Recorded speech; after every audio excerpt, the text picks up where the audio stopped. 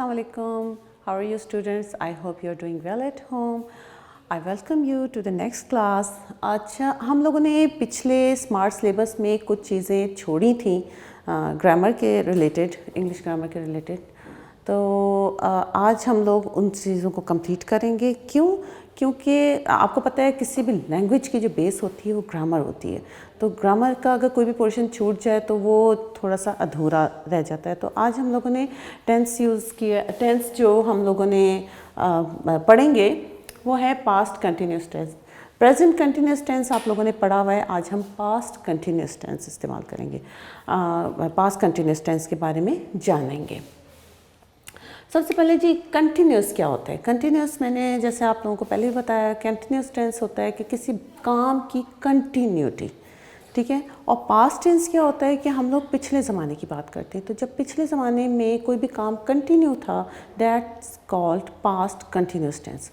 इसकी पहचान क्या होती है? इसकी पहचान जैसे हम उर्दू में इसकी पहचान क्या होती है कि हम लोग रहा था, रही थी, रहे थे, ये हम लोग अगर किसी जुमले के एंड में ये चीज़ें आ रही होती हैं तो इसका मतलब है कि वो पास्ट कंटिन्यूस टेंस है, ठीक है। और इसके सबसे पहले उसमें क्या होता है कि उसमें हेल्पिंग वर्ब आता है, वॉज और वर्ब, वॉज और वर्ब। और इसके बाद उसके साथ क्योंकि वॉज और वर्ब है तो उसके साथ हम लोग जो मेन वर्ब यूज़ करेंगे, मेन वर्ब की फर्स्ट फॉर्म यूज़ करेंगे।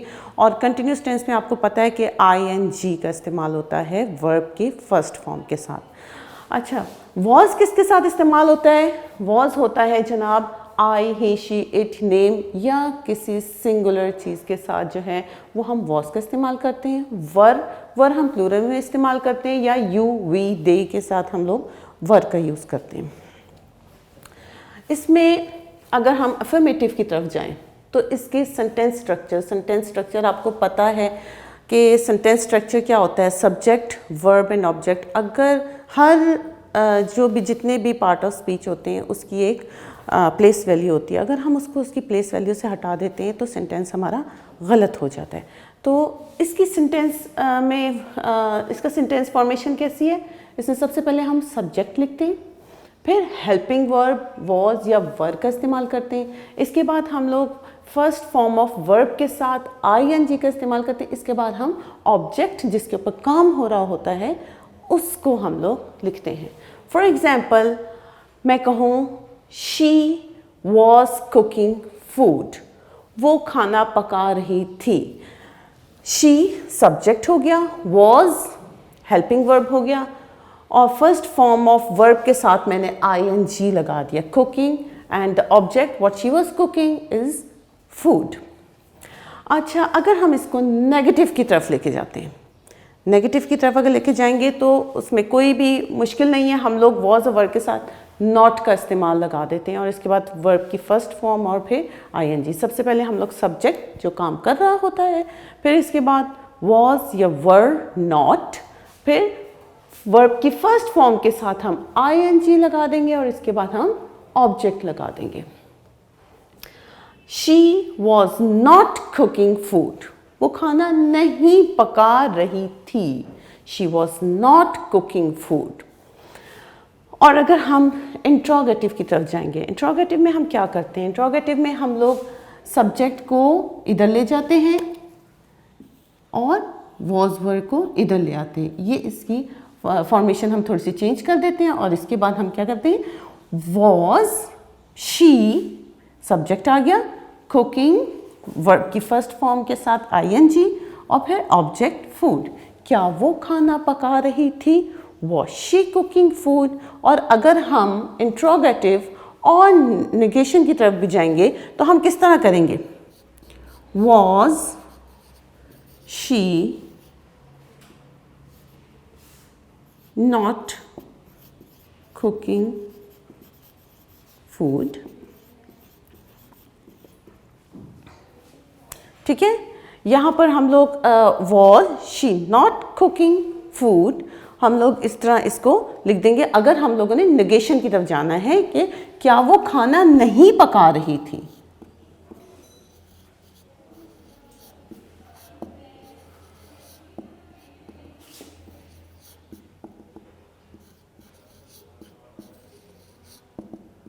अगर ये जुमला आ जाएगा, क्योंकि इसमें हम लोग सवाल भी पूछ रहे हैं और उसको निगेट भी कर रहे हैं, तो हम लोग इसकी फॉर्मेशन ये हो जाएगी कि was she not cooking food, सिर्फ वॉज और इसकी हम लोग वो चेंज कर देते हैं, फॉर्मेशन इसकी जो प्लेसमेंट है वो चेंज कर देते हैं, और इसके बाद आगे जो सेंटेंस है वो एज इट इज़ रहता है।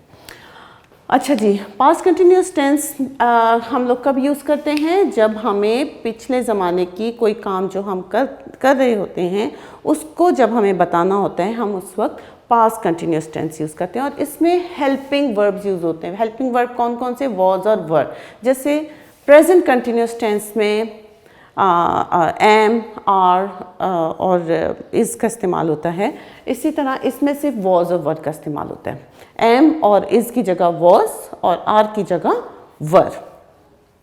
अनलेस वॉज और वर जो है वो मेन वर्ब के तौर पे यूज़ नहीं होंगे, तो ये रूल होता है कि जहाँ पे भी हम लोग was, were, is, are, am को यूज़ कर रहे होते हैं एज अ हेल्पिंग वर्ब, तो हम लोग फर्स्ट फॉर्म ऑफ वर्ब लगाते हैं, और उसके साथ लाजमी है कि हम फर्स्ट फॉर्म ऑफ वर्ब के साथ ing का इस्तेमाल करें। ये मेन वर्ब कहलाता है। मतलब अगर हम लोग वॉज वर्ब के साथ वर्ब भी यूज़ कर रहे हैं तो ये हेल्पिंग वर्ब हो जाएगा और ये मेन वर्ब हो जाएगा। लेकिन अगर हम लोग वॉज वर्ब के साथ मतलब मेन वर्ब क्या होता है? मेन वर्ब होता है, जैसे मैं कहूँ कि I was in the school. I was in the school. ठीक है, यहाँ पे और कोई वर्ब नहीं है, यहाँ पर अब और कोई वर्ब नहीं है, तो इसका मतलब है was, ये जो was है ये एज अ मेन वर्ब यहाँ पे काम कर रहा है। तो जब मेन वर्ब के तौर पे काम करता है तो यहाँ पे किसी और की चीज़ के साथ ing का इस्तेमाल नहीं होगा। लेकिन यहाँ पर देखिए, यहाँ पर वॉज के साथ एक मेन वर्ब भी आ रहा है, तो हम लोग इसके साथ जब हम लोग मेन वर्ब लेंगे तो मेन वर्ब के साथ ing लगाना ज़रूरी होगा किसी चीज़ को कंटिन्यूटी उसकी शो करने के लिए। ठीक है, सो कोई और जैसे अगर मैं कहूँ कि हम खेल रहे थे, तो हम लोग इसको क्या करेंगे? इसकी अगर हम लोग वो ट्रांसलेशन करना चाहें, हम खेल रहे थे,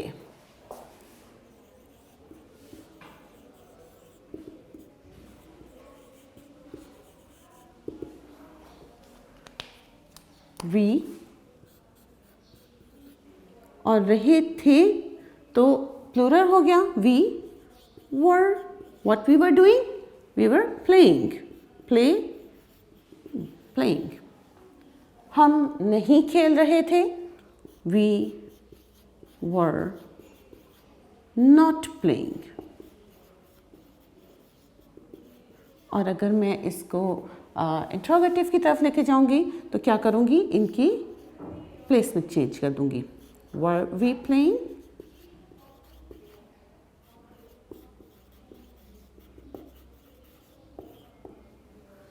ठीक है, इसकी प्लेसमेंट चेंज कर दूंगी और इसको इंट्रोगेटिव में लेके जाऊंगी। हेल्पिंग वर्ब के साथ हम लोग किसी भी सेंटेंस को इंट्रोगेटिव बना सकते हैं। So student, I hope you understand this lecture, और अगर समझ ना आए तो दोबारा इसको देख लीजिएगा और प्रैक्टिस करते रहें। सारे टेंसेस जितने भी आपके कोर्स में इंक्लूड हैं उसकी प्रैक्टिस करें, क्योंकि ग्रामर और इंग्लिश लैंग्वेज हो, उर्दू लैंग्वेज हो या मैथ्स हो, इनकी जब तक आप प्रैक्टिस नहीं करेंगे आप लोग ये नहीं इसमें कमांड हासिल कर सकते। अच्छे तरीके से प्रैक्टिस कीजिएगा और रोज़ाना के एटलीस्ट 5 to 10 सेंटेंसेस आप अपने प्रैक्टिस में रखें, ताकि आप लोगों को अच्छे से जो है वो ग्रामर के ऊपर कमांड हासिल हो सके। अच्छा जी, नेक्स्ट हमारा आज का टॉपिक है picture description. So let's move to our next topic. Okay, the next topic is picture description. How to describe a picture. Whenever you see any type of picture, उसको आपने describe कैसे करना है, क्या क्या चीज़ें focus करनी होती हैं to describe a picture. सबसे पहले तो कुछ चीज़ें जो आपको ज़हन नशीन करनी है, जो कि आपको बहुत अच्छे तरीके से आपने look at the picture carefully. सबसे पहले आपने पिक्चर को बहुत केयरफुली देखना है। टेक योर टाइम, जो जो चीज़ें उसमें आपको इम्पॉर्टेंट लग रही हैं, जो चीज़ें आपको ग्रैब कर रही हैं, आई कैचिंग है, आप उसको अपने दिमाग में बिठाते जाएं। Then think before you start. आपने जो है स्टार्ट करने से पहले आपने जो भी चीज़ें आपने देखी हैं उसको एक सीक्वेंस में लेकर आएँ कि आपने किस तरह किस चीज़ से स्टार्ट करना है और नेक्स्ट क्या चीज़ होगी, नेक्स्ट क्या चीज़ होगी, इसको सीक्वेंस में अपने दिमाग में एक सीक्वेंस बना लें। Then practice useful language. आपने एक चीज़ अपने सीक्वेंस अपने दिमाग में बिठा लिया, अब आपने उसके लिए वर्ड्स ढूंढने कि मैंने इस चीज़ को क्या वर्ड दे के डिस्क्राइब करना है, इस बात को मैंने कैसे डिस्क्राइब करना है, ऐसे इसको कैसे डिस्क्राइब करना है। मतलब आपने पहले एक सीक्वेंस बना लिया, सीक्वेंस के बाद आपने उसको वर्ड्स दिए कि मैंने इन चीज़ों को कैसे डिस्क्राइब करना है। The next thing is don't panic. Panic नहीं होना है कि नहीं पता नहीं हम लोग ये भी है इसमें, तो ये भी है इसमें, ये भी है। जो मेन आपको चीज़ें जो हाईलाइट कर रही हैं, जो आपको आई कैचिंग लग रही हैं, जो आपके अटेंशन ग्रैब कर रही हैं, आपने वो चीज़ें सिलेक्ट करनी है and talk about those things. Don't go to the details of the picture के जो उसके वहाँ पे ये हो रहा है, वहाँ पे ये हो रहा है, it seems like that. But जब डिटेल मांगे तो ठीक है, but focus on the things which you have set in your mind. Okay, the next thing is focus on your topic. The topic मैंने जैसे आपको बताया कि focus on the things you have grabbed in your mind. आपने जिन चीज़ों का sequence बनाया हुआ है सिर्फ उन चीज़ों को फोकस करें और उन चीज़ों को एलेबरेट करें, उन चीज़ों के बारे में लिखें। अच्छा जी, नेक्स्ट थिंग, ये तो आपका हो गया कि आपने एब्स्ट्रैक्शन में मतलब दिमाग में आपने क्या क्या बिठाना है। The next thing, when you start writing, आप लोगों ने क्या क्या यूज़ करना है, या आपको अगर हम लोग बोलने के लिए भी देते हैं तो आपने क्या यूज़ करना है। फर्स्ट, हमेशा पिक्चर को जब हम डिस्क्राइब करते हैं तो हम प्रेजेंट कंटिन्यूस टेंस या simple present tense, most of the time present continuous tense हम लोग यूज़ करते हैं। ठीक है, use present continuous tense to describe a picture. For example, if I said, मैं आपको कोई पिक्चर दिखाती हूँ और उसमें कहती हूँ कि what is happening here, so you start like a boy is running in the picture, या he is flying kite, the family is having a picnic, like that. अच्छा जी, वेयर इन द पिक्चर, हम लोगों ने ये बताना है कि on the left the grandfather is sitting, he is telling the stories, the children are sitting on the floor। मतलब आप लोगों ने उनकी डायरेक्शन बतानी है कि पिक्चर में इस साइड पे क्या हो रहा है, टॉप पे क्या हो रहा है, बॉटम पे क्या हो रहा है। और अगर कोई चीज़, if something is not clear, then आपने उसको कैसे लिखना है, it looks like that it's raining outside. For example, it might be late night when she woke up, when she is having her midnight meal, or like this। अगर कोई चीज़ clear नहीं है तो हम उसको ऐसे एलेबरेट कर सकते हैं। ठीक है, सबसे पहले आपने प्रेजेंट कंटिन्यूस टेंस यूज़ करना है या सिंपल प्रेजेंट टेंस यूज़ करना है, और इसके बाद फिर आपने पिक्चर में आपने टॉप में, बॉटम में, लेफ़्ट में, राइट में क्या हो रहा है, पहले आपने जो डिटेल्स हैं, जो डिटेल्स हैं ये बाद में देनी है। पहले आपने उस पिक्चर को बताना है कि उस पिक्चर में क्या क्या है, क्या क्या शो हो रहा है। अभी हम आपको एक पिक्चर भी दिखाएंगे, उसमें हम लोग आपसे पूछेंगे कि इसमें क्या क्या हो रहा है और आंसर भी आपको बताएंगे। और इसके बाद आपने बताना है कि अगर कोई चीज़ क्लियर नहीं है तो उसको आपने किस तरह लेके चलना है। It looks like, it may be, it could be, it might be, इस तरह जो है वो आप अपने सेंटेंस जो है वो स्टार्ट कर सकते हैं। ठीक है, सो चले आए पिक्चर की तरफ चलते हैं, उसको हम लोग देखते हैं कि किस तरह हम लोगों ने उसको एलेबरेट करना है या उसको किस तरह डिस्क्राइब करना है पिक्चर को। अब हम लोगों ने देखना है what are the people doing. इसमें सबसे पहले आपकी अटेंशन कहाँ जाती है कि यहाँ पे बच्चे बैठे हुए हैं, kids are sitting and the women is serving food, and where are they? They are on the dining table. तो इसका एक सीक्वेंस बनाते जाएं, ठीक है। किस तरह कि सबसे पहले आपने बताया है कि हाँ जी जो बच्चे हैं, where are they, the kids are sitting in the dining hall and what they are doing, they are having their meal.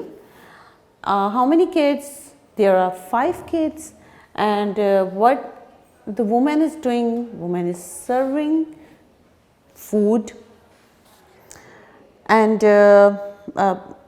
then you can go to other details. What are the details? You can say that